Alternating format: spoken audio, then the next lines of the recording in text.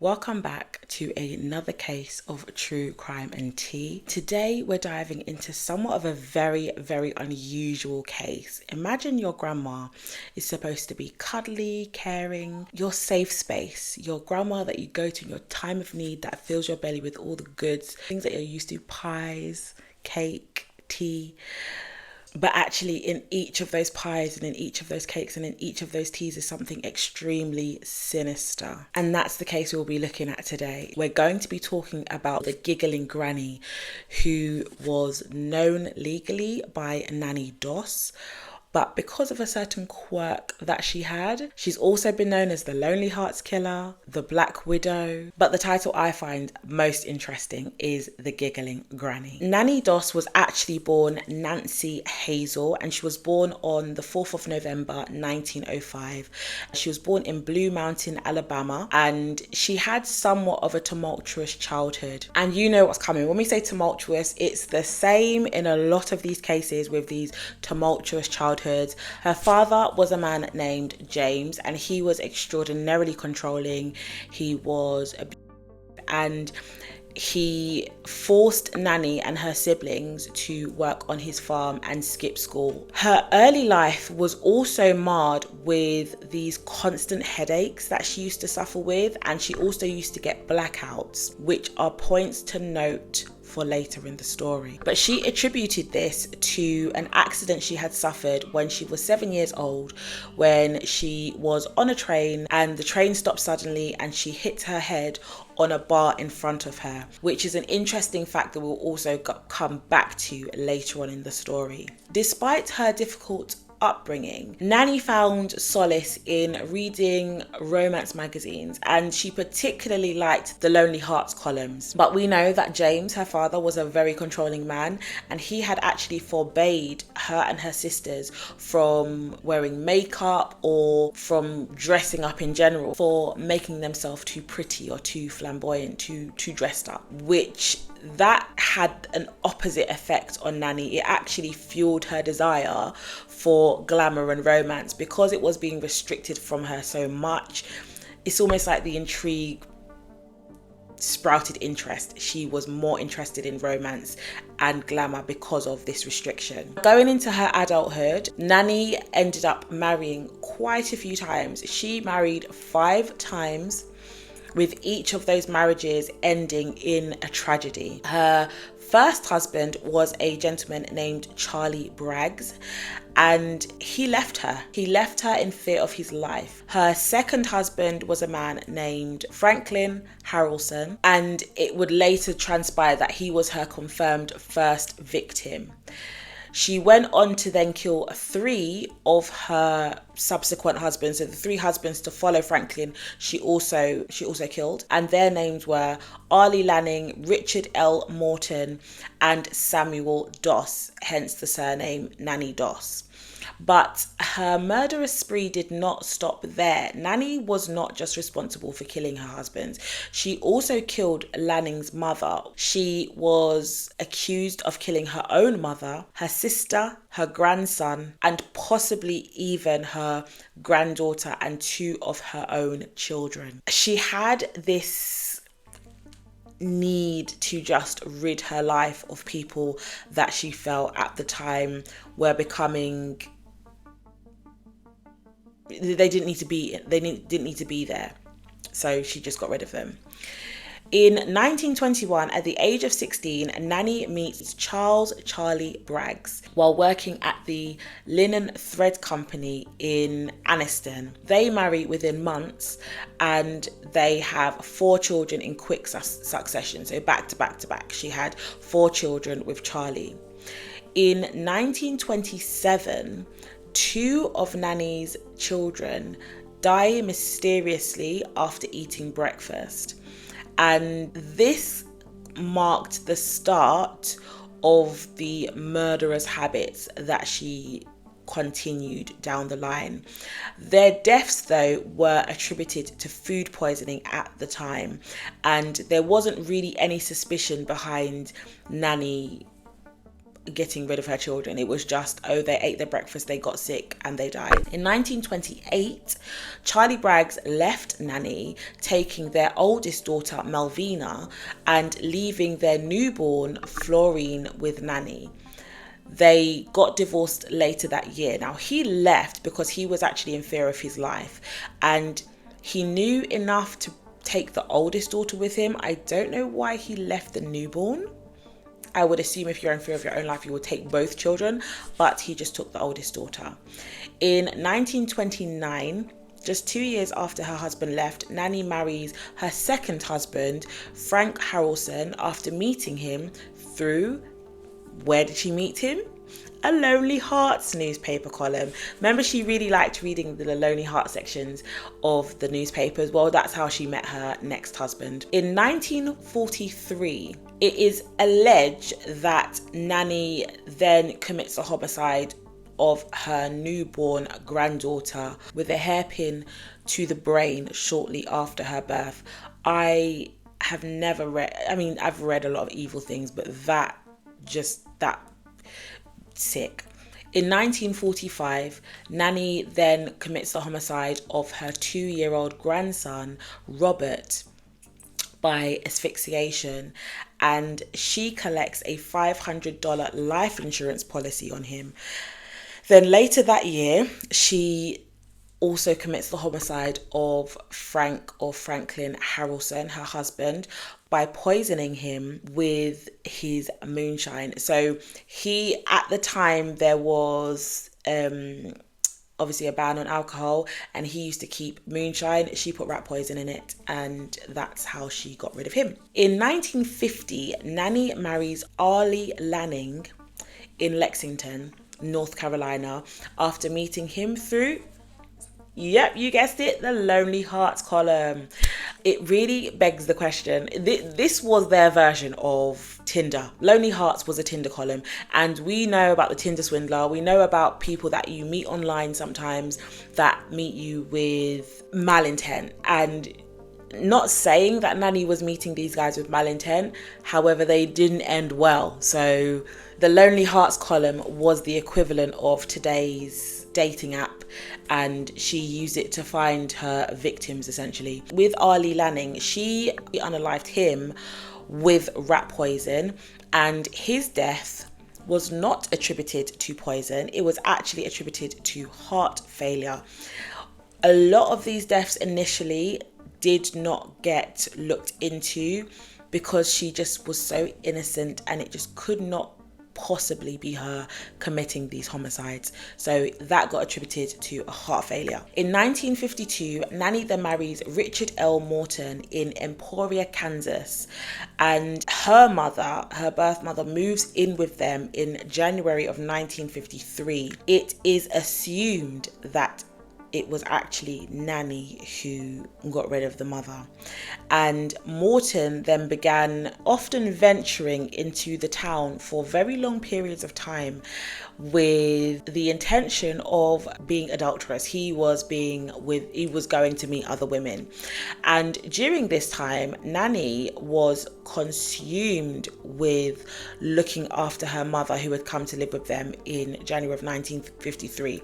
And the mum had moved in after the death of Nannie's father. Within days of her arrival, Lou, who was Nannie's mother, complained of severe stomach pains and ultimately died. Richard Morton, Nannie's husband, then died 3 months after the mother had died, after drinking a thermos full of coffee that Nannie had spiked with arsenic. She is very, very adaptable. So she used rat poison in the moonshine. She's used rat poison a couple of times. Now she's spiking them just with straight up arsenic.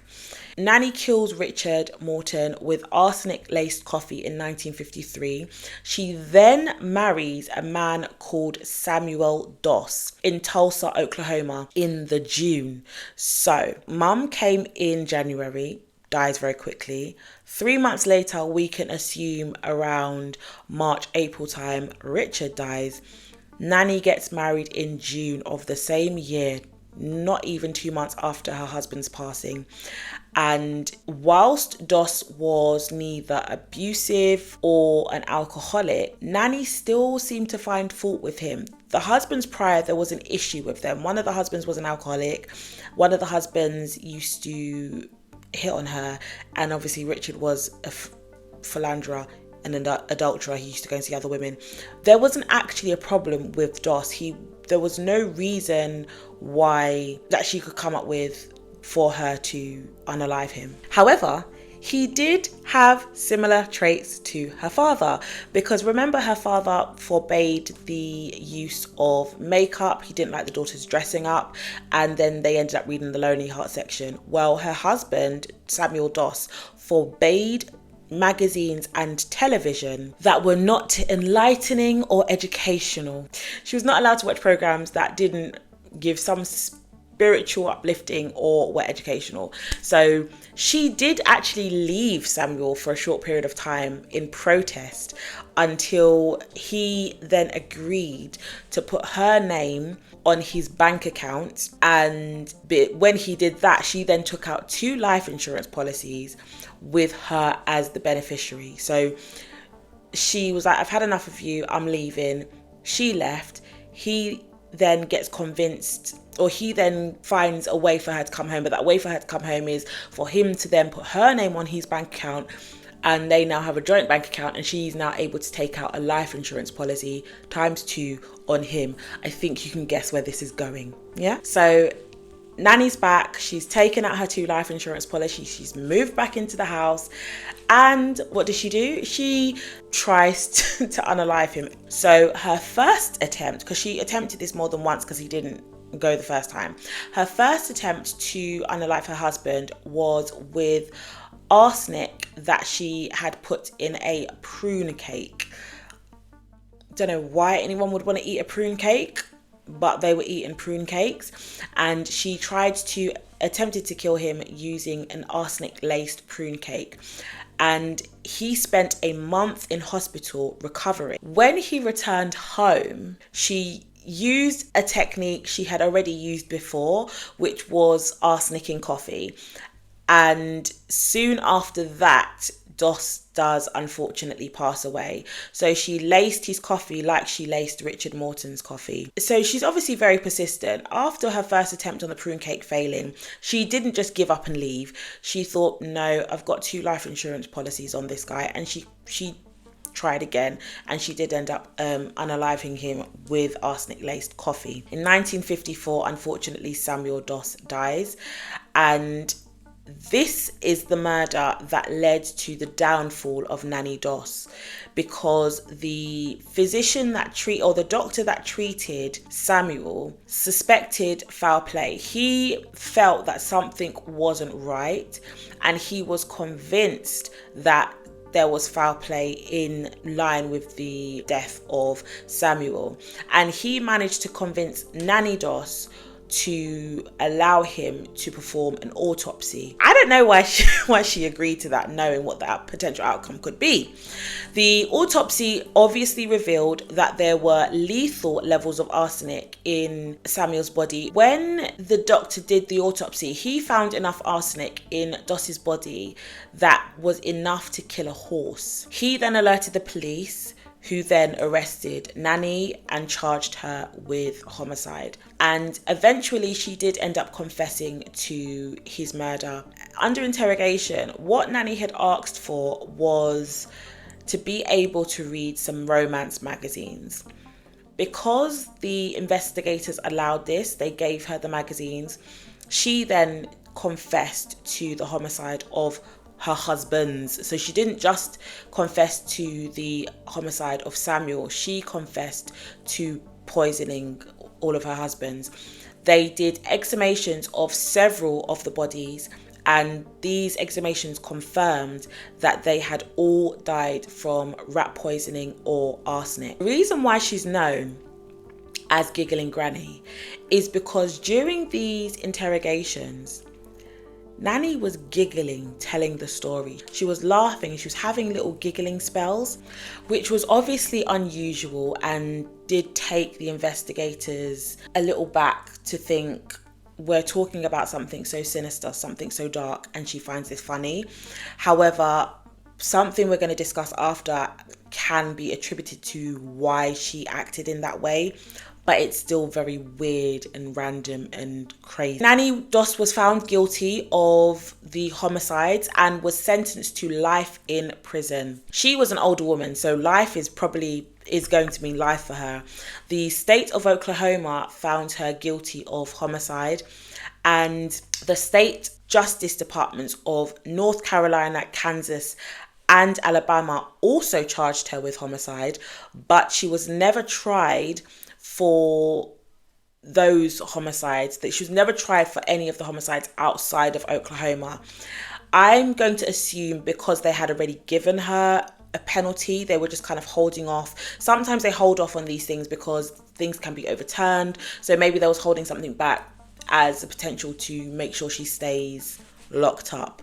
At 48 years old, Doss faced the electric chair. That was what she could have potentially been sentenced with. And the distinction of perhaps being the first woman in Oklahoma in history to be executed, that had never happened before. So she would have been the first at the age of 48 years old. Very young to be calling someone a granny, but she was a grandmother. However, 2 years later, a judge actually declared that Nannie Doss was insane, which therefore spared her the sentence of the electric chair.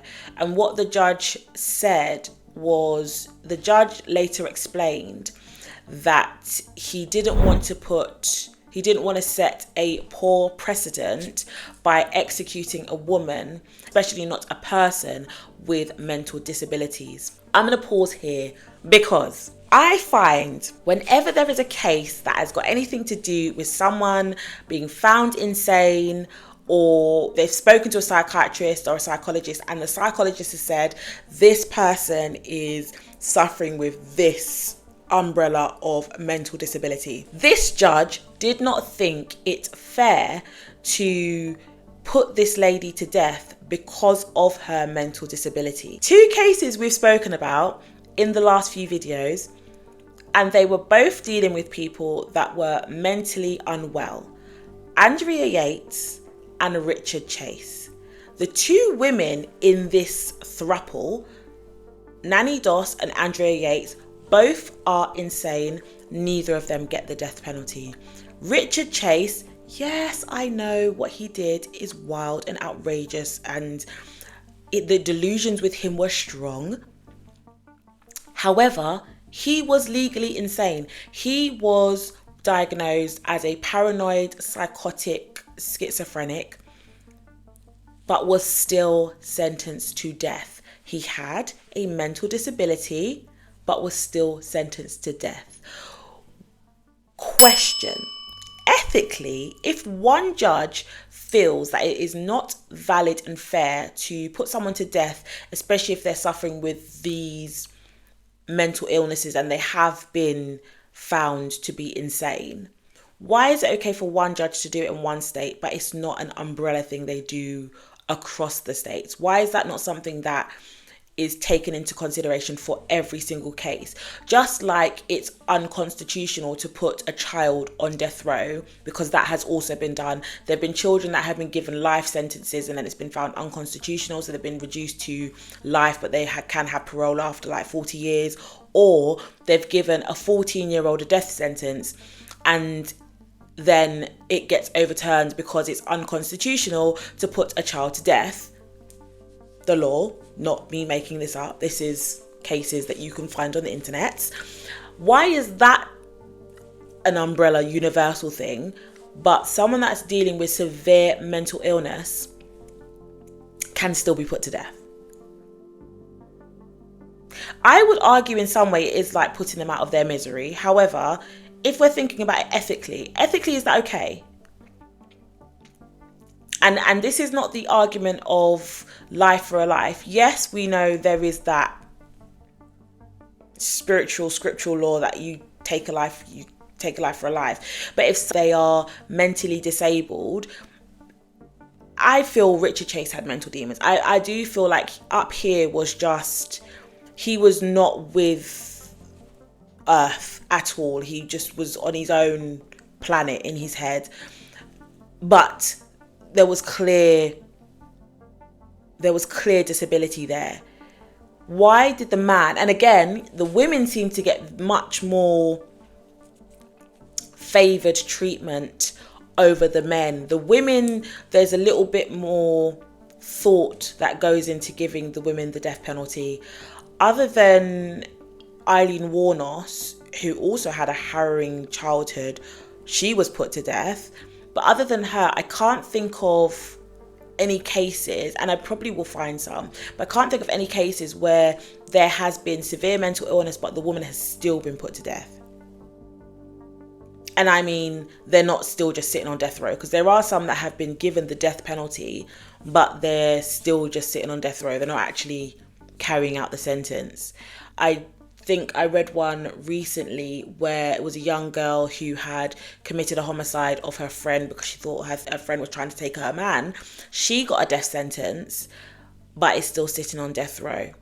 And I almost feel like they overturn it for life. Don't quote me on that, but I think they did. The point I'm trying to make is, ethically, is it okay to have this umbrella thought that if someone is mentally disabled, they should not be put on death row? And if that is the case, cases like Richard Chase, the Vampire of Sacramento, should not have happened, because he was probably going to take his life anyway, but he wouldn't have been given a death sentence. He would have been given life without parole, or something similar to Andrea Yates. Andrea Yates is in a mental hospital. So what do you think? Let me know in the comments if you think that it is okay to give this umbrella term, or it should just be on a case-by-case basis and women get favoured over men. Because Richard Chase, he suffered severely with delusions, but he was sentenced to death. Was this because his crimes were more gruesome? Was it because he looked like a monster compared to the giggling granny, or the mother with psychosis who believes that she's saving the children from eternal damnation?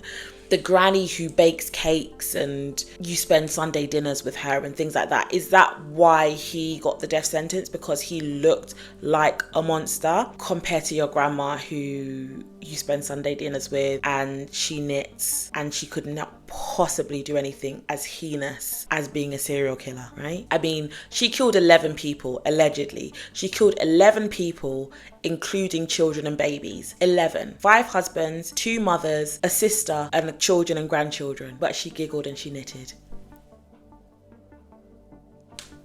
Please, let me know your thoughts in the comments. Nannie Doss became known for her cheerful disposition and habit of giggling as she discussed her crimes, earning her the nickname the Giggling Granny. Nannie actually passed away. She died of leukemia on the 2nd of June 1965 while serving her sentence. We always like to look at these through an academic lens, and it's not as much of an academic analysis today, more of a few observations that I found and did a bit of extra research on.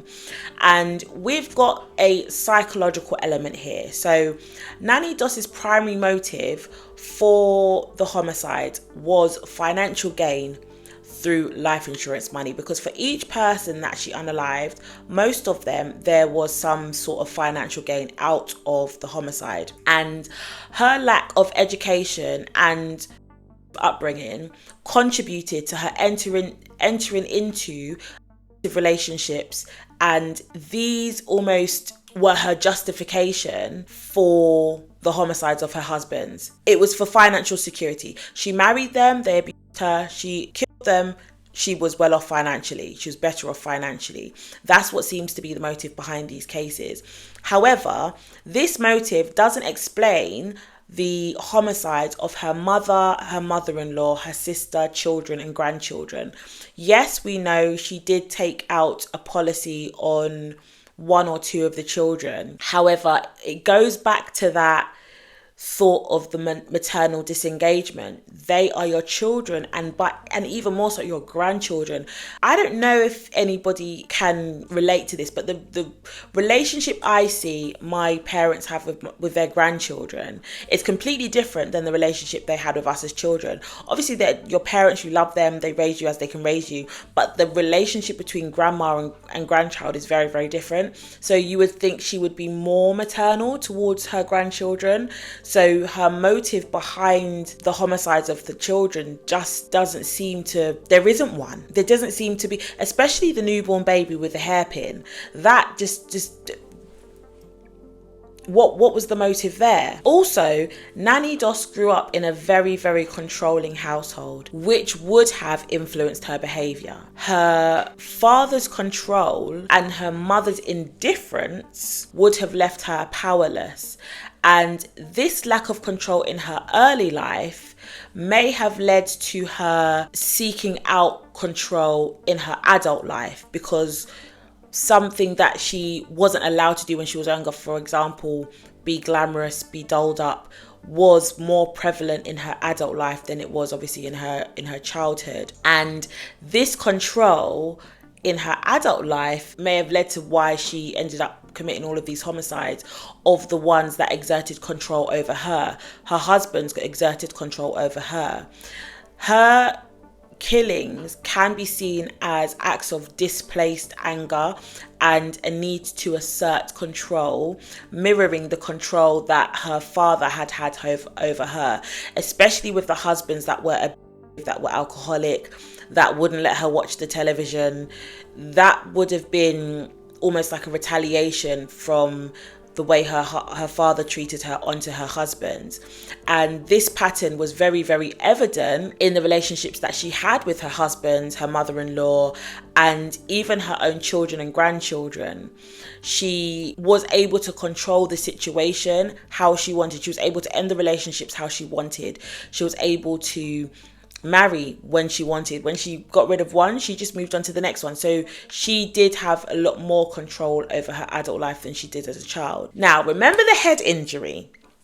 Her hitting her head on the train. This could have played a significant role in shaping her behavior and her actions, because when she was just 7 years old, she suffered a severe head injury in a train accident. And it is assumed that this head injury was what caused the headaches and the frequent blackouts throughout her life. She didn't just have them as a youngster, she's continued to have them as an adult. And head injuries, particularly those affecting the frontal lobe, can lead to significant changes in personality and behavior. The frontal lobe is responsible for controlling important cognitive skills such as emotional expression, problem solving, memory, language, and judgment. Damage to this area in particular can result in the lack of empathy, impulsivity, and difficulty controlling emotions and behavior. I think we can clearly argue that in this case in particular, Nannie Doss, the giggling granny, definitely lacked empathy and she was extremely impulsive. Every situation that didn't fit her bubble, she reacted in a very rash and outlandish way. And when you look at head injuries and serial killers, the research investigating the correlation between head injuries and violent, repetitive criminal activity and criminal behavior has found that 80% of high-profile serial killers had a significant brain injury at some point in their early childhood. Neuroimaging showed a reduced interconnection between the amygdala and the frontal cortex and decreased grey matter. Now, these injuries can lead to problems with impulse control, which is what we've just said.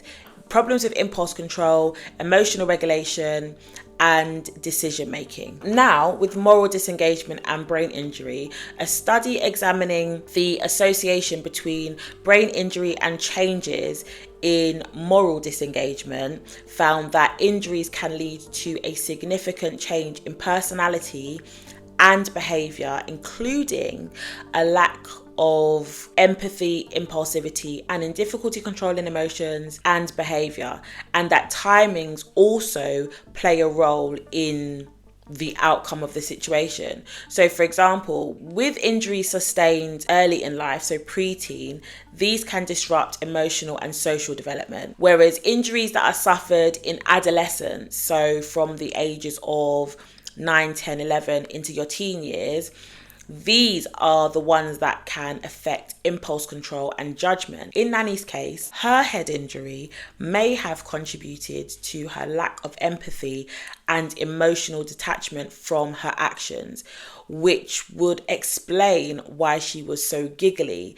This detachment was very evident in her cheerful disposition when she was being interviewed, and her habit of giggling whilst discussing her crimes, which at face value, you look at that and you can say, that's weird, that's not right, that's not normal. However, the head injury can kind of explain why her actions were what they were. Her inability to feel remorse or guilt for her actions, because she was giggling, so it didn't show or seem like she was remorseful. She spoke very matter-of-factly. These can be attributed to the damage that was caused during the head injury. So that hitting her head against the bar at the age of 7 years old, where your body is still developing, can almost give a reason as to why that her behavior was the way it was. The head injury may have exacerbated her already troubled upbringing. She already had a troubled upbringing. She probably didn't have empathy already because of the way her environment was, which led to a heightened need for control and a propensity for violent behavior. The combination of her abusive childhood and the effects of her head injury created a perfect storm, resulting in her becoming one of the most notorious female serial killers in history. Again, 11 people, including her children and grandchildren. Because initially when I read this case, I was like, oh, she just unalived all of her kids. No, she let some live and they had grandchildren, and she then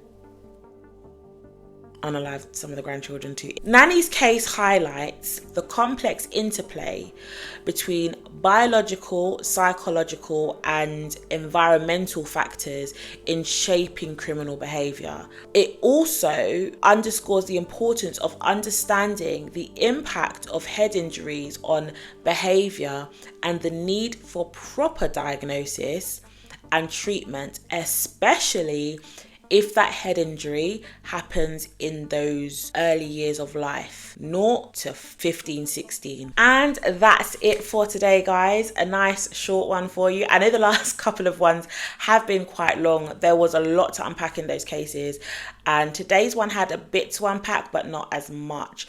Join us next time, though, on True Crime and Tea as we uncover more chilling tales from the dark corners of history.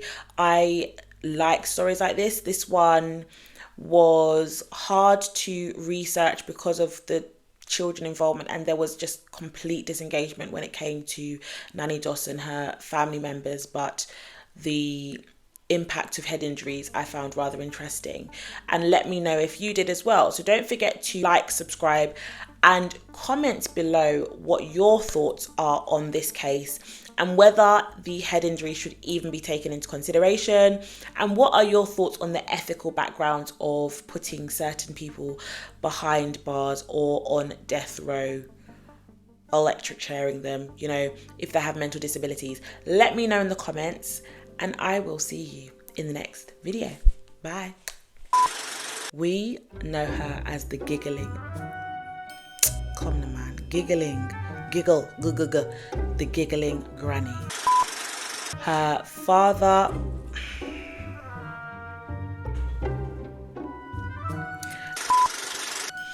Despite her yeah, come on, man, from making themselves looking to, from make, yeah, so she did eventually confessing to, she did, what did I just say? I can never say this word.